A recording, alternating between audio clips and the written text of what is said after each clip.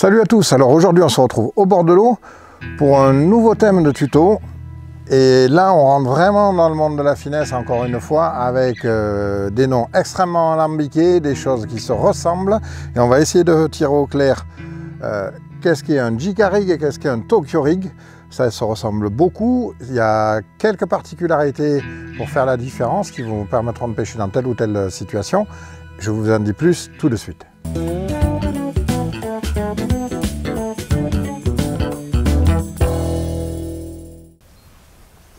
Alors, pour les reconnaître entre les deux techniques, déjà, premier point commun qui nous embrouille le cerveau, c'est que c'est tous les deux des montages, on va dire, destinés à un hameçon texan. C'est des choses que vous pouvez faire chez vous à partir de bricolage, mais c'est des choses qui existent, notamment dans la gamme VMC par exemple, qui existe tout près. Donc ça sera votre choix, mais c'est relativement facile aussi à bricoler à la maison. Donc ça, c'est des montages texans qu'on va utiliser pour racler au fond, pour pêcher près des obstacles, etc. On va voir en détail un peu les avantages et les inconvénients de ces montages. Prenons le Tokyo rig. Tokyo rig, c'est un hameçon texan, un anneau brisé ou un anneau soudé, une tige qui va supporter et décaler le plomb. Là, on va utiliser un plomb texan. Et devant, un émerillon rolling pour parfaire le tout. Donc voilà le montage.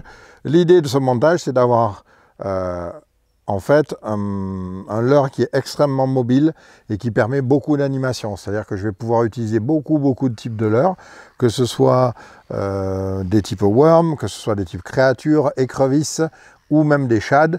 Je vais pouvoir tout utiliser avec et je vais dimensionner un peu tout en restant raisonnable. On ne va pas prendre des tiges de 20 cm, mais vous voyez, des tiges de 5-6 cm de long, c'est à peu près ce qu'on va avoir, ce qui va permettre sur des fonds, notamment avec des herbiers très ras, très naissants en début de saison, ou des tapis de feuilles, etc., où on veut se décoller un peu, utiliser, il sera une bonne idée d'utiliser des leurres flottants par exemple sur ce type de montage, parce que le leurre flottant va garder beaucoup de mobilité et beaucoup de visibilité, et le poids va se poser sur le dessous, sur le fond, et être extrêmement visible. Autre avantage de ces techniques-là, que ce soit l'une ou l'autre d'ailleurs, ça c'est commun aux deux, c'est que le plomb va vous servir d'avertisseur quand vous allez taper sur les obstacles. Donc ça va vous permettre aussi de lever la canne et de passer les obstacles.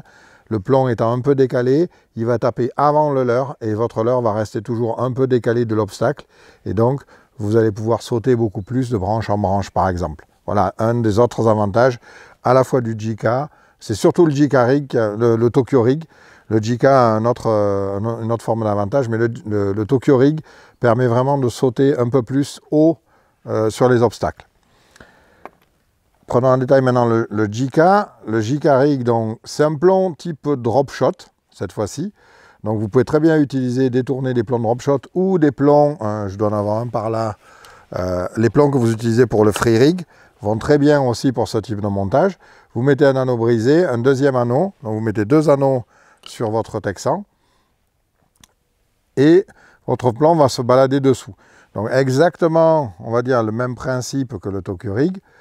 Simplement, ici, on est en prise directe sous le leurre, donc on n'aura pas ce décalage pour sentir le fond avant.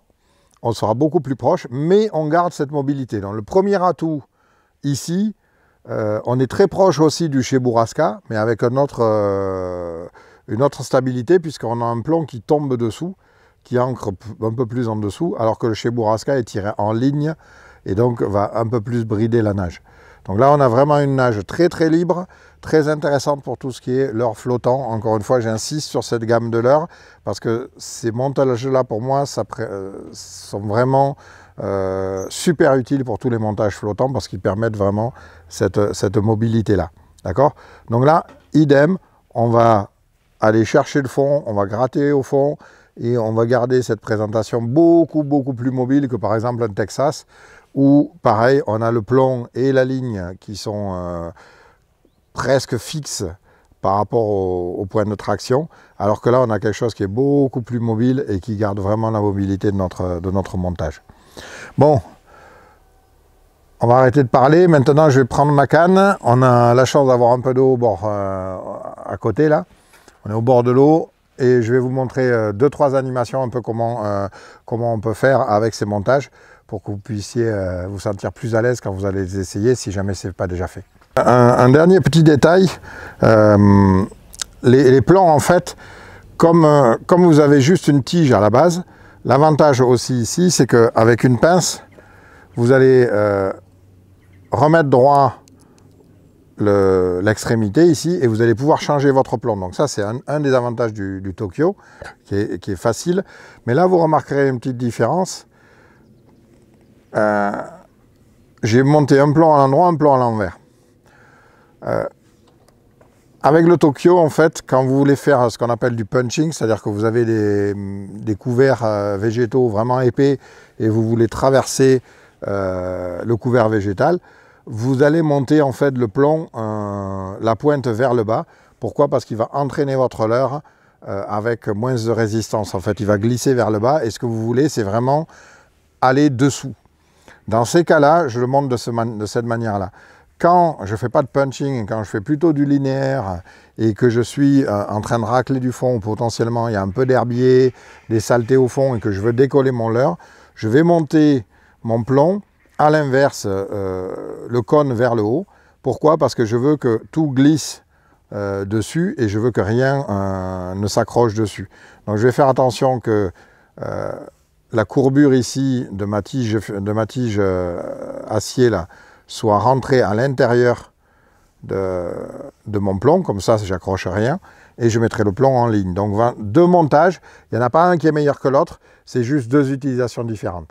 Donc vous pouvez voir si vous vous documentez sur YouTube ou dans des revues sur le Tokyo Rig, vous pouvez voir ces deux types de montage. Alors là, on va passer aux explications pour le Tokyo Rig. Donc le Tokyo Rig, c'est au niveau du choix de canne, ça va dépendre bien entendu du poids que vous allez mettre et un peu de la configuration.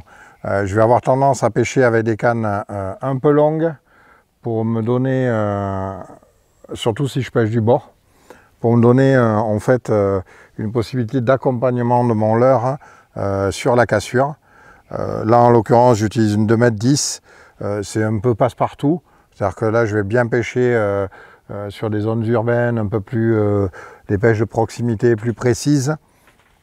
Et c'est relativement basique comme animation. Je vais utiliser des tout petits à-coups, des tout petits coups de sillon.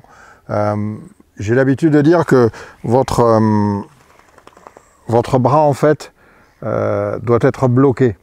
C'est-à-dire que pensez à bloquer votre bras. Si votre bras est trop libre, vous allez en fait vous retrouver à finir vos animations ici. Vous aurez décollé de presque 1 mètre votre leurre et c'est pas ce qu'on veut en l'occurrence. Donc là c'est vraiment pensez une fois que vous avez lancé votre leurre, hop, voilà, toujours la main pour bloquer et rabattre le pick-up. On a fait une vidéo sur comment ne pas s'en mêler en spinning, pensez-y. Donc là vous avez atteint le fond et vous bloquez votre bras et en fait c'est uniquement des petits à-coups. Et au début, pour maîtriser ça, plus votre canne sera courte, plus ça vous facilitera l'apprentissage de ces mouvements. Parce que plus votre canne est longue, pensez-y, plus votre mouvement loin sur le sillon là va être ample en fait. C'est-à-dire qu'on peut, on va dire 1 cm de montée ou de descente au niveau de la main, c'est peut-être 10 cm en haut à 2,40 m. Par contre, c'est peut-être que 7 cm à 2,10 m. D'accord? Donc pensez-y, une canne courte va faire des animations beaucoup plus précises et beaucoup plus petites. Donc sur ce genre de pêche, ça va vous aider à progresser. Donc ne pensez pas distance, pensez précision de vos gestes et pensez de passer au bon endroit votre leurre. Voilà, donc là j'ai fait des petits bonds. Depuis tout à l'heure, je fais sauter par petits bonds.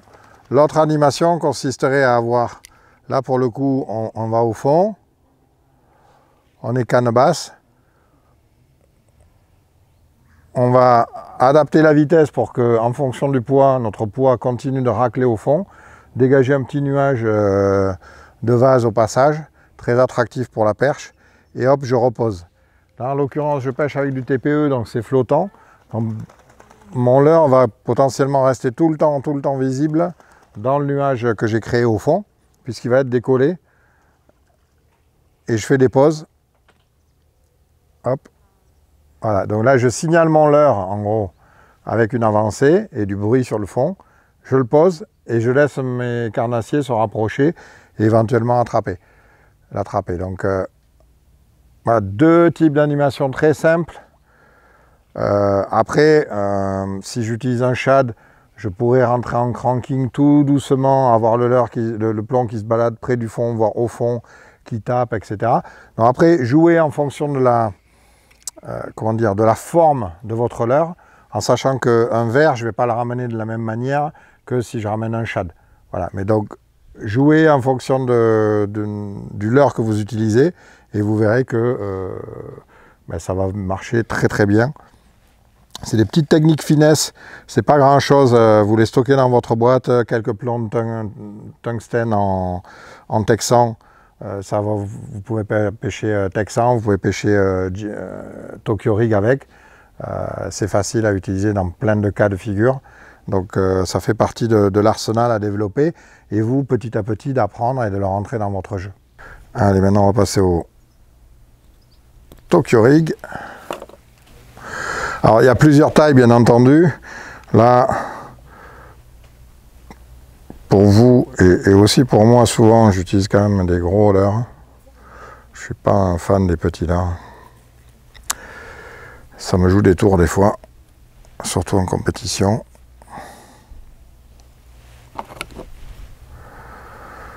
Mais on ne se refait pas tout le temps. Alors là, hop, encore une fois, j'ai un hameçon surdimensionné. Je vous l'ai expliqué maintes fois, l'avantage. Je vous laisse dans les commentaires, pour ceux qui ont suivi mes précédentes vidéos, dites-moi pourquoi j'utilise un hameçon surdimensionné sur les écrevisses. À vous, petit contrôle de connaissance. Donc là, JK Rig, donc moins de hauteur pour décoller le leurre, on est beaucoup plus proche du fond, d'accord? Donc de façon assez basique, ça va être un peu le même type d'animation. Jusque là, comme j'ai une écrevisse, je vais animer peut-être un peu plus vite pour avoir les mouvements de fuite un peu plus violents et laisser retomber sur le fond. Alors bien entendu, quand je fais cette animation-là, je n'ai pas tous les avantages du JK Rig, puisque je pourrais très bien faire cette animation avec un Cheburasca ou d'autres choses. Donc, cette animation, si je la veux au maximum, je vais plutôt ralentir. Et là, j'en ai pas, mais là j'utilise une écrevisse, c'est la LMAB, la finesse filet cros, qui est une écrevisse qu'on appelle flapping. Sur le JK, je vais plutôt utiliser des écrevisses type attitude, avec des pinces flottantes, et avec cette attitude, c'est-à-dire qu'en fait elles sont moins nageantes, et elles sont plus à poser, et quand vous allez la poser, elle va se redresser parce qu'une partie du corps est flottante, où les appendices sont beaucoup plus mobiles. Ici, on a deux appendices qui sont extrêmement mobiles à partir du moment où vous les faites nager. Là, très honnêtement, sur ce type de montage, le JK, j'utiliserai plutôt des leurres avec attitude, qui, opposés, vont se redresser et bouger très lentement pour utiliser justement ce côté mobile. Là, quand j'ai un leurre comme ça qui nage, j'utilise moins ce côté mobile proche, d'accord? Ça me gênera moins sur le Tokyo, parce que le Tokyo, j'ai ce côté décalé dessous, et là je vais avoir un côté nage qui m'intéresse. Donc le Tokyo, je vais le garder plutôt pour les approches nageantes, et ici le JICA, je vais le mettre plutôt pour des approches presque statiques ou quasiment statiques. Les animations vont rester à peu près les mêmes. On descend, on est au fond, et on gratte, mais par tout petits soubresauts. Et vraiment, on est minimaliste. Donc extrêmement redoutable quand vous avez des fronts froids qui arrivent, quand vous avez des conditions un peu difficiles, les poissons apathiques, et vous savez qu'ils sont sur ces zones-là, et vous voulez un peu insister et présenter quelque chose de très très mobile. Autre avantage aussi de la mobilité, c'est à la prise en bouche. Comme il n'y a pas de poids attaché à l'hameçon à l'aspiration va basculer immédiatement dans la bouche et vous aurez un ratio de ferrage qui sera plus important. Voilà, donc je pense avoir fait le tour un peu de deux techniques qui sont vraiment pointues, mais que vous voyez même en débutant à la pêche, vous pouvez vous initier à ces techniques-là. Elles n'ont rien de sorcier, ça peut rester extrêmement simple. Alors bien sûr, on pourra en parler des heures encore, et aller vraiment beaucoup plus dans le détail, mais de façon simple, vous pouvez aborder ces techniques comme je viens de vous l'exposer. J'espère que ça vous a plu. Dans les commentaires, n'hésitez pas à nous dire ce que vous en pensez et si vous allez l'utiliser. Et comme d'habitude, abonnez-vous à la chaîne, pensez à mettre la cloche 2 fois par semaine, on a des vidéos, et un petit pouce bleu si ça vous a plu. On se retrouve très bientôt pour plus de vidéos, ici même sur la chaîne. Ciao, ciao.